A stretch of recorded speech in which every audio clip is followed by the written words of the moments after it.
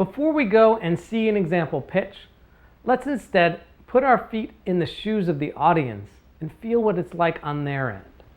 So close your eyes for a minute and imagine up on stage is a presenter, not you, you're in the audience now. Up on stage is a presenter and he's about to finish his pitch. Typically, first thing in your mind when the pitch ends is there a there there? Right? What that really means is, am I excited enough by what I just heard that I would like to invest or join or buy the product or do something? Right? Have I been motivated to do what that ask has asked me to do or do anything else related to this company? Secondly, did it cover all the topics? Do I have any big open questions on any of these topics? This is the same list of topics as we saw before. What often happens is in the contrived situations of angel groups or business plan competitions, they just don't give the presenter enough time to cover everything. But even in the one-on-one situations where you have all the time in the world, sometimes the presenters, they leave something out on purpose. They haven't figured out the business model yet, or the competition is really strong and they don't want to talk about it, or they don't have a sustainable competitive advantage, or the team's not really there yet, or something. Something's often missing from these.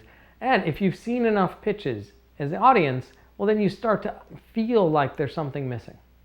Next up, was there too much detail?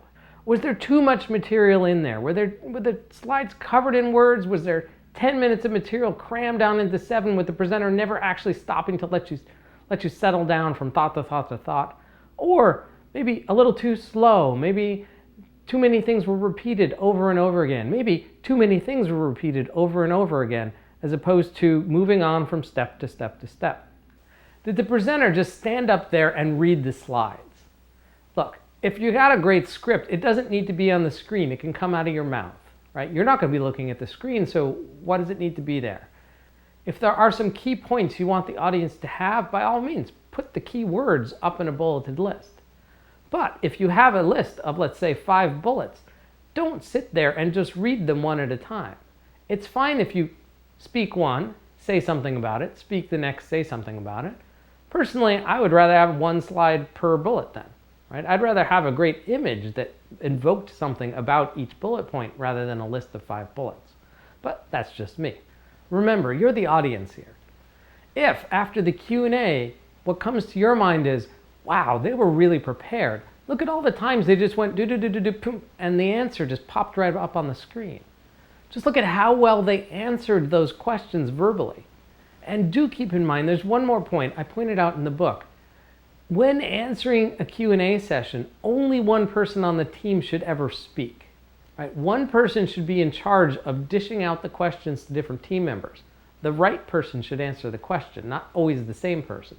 But only one person should speak. It's one more of these really subtle, unconscious pieces like closing down the show. If a second person chimes in, well, then the first person's answer isn't really believed anymore. It just sounds like they cut off that person's legs, they left something out, maybe they left it out on purpose. That's just the impression it leaves most of the time.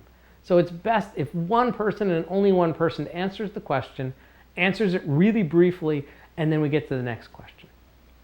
And lastly, I'm going to harp on this one more time.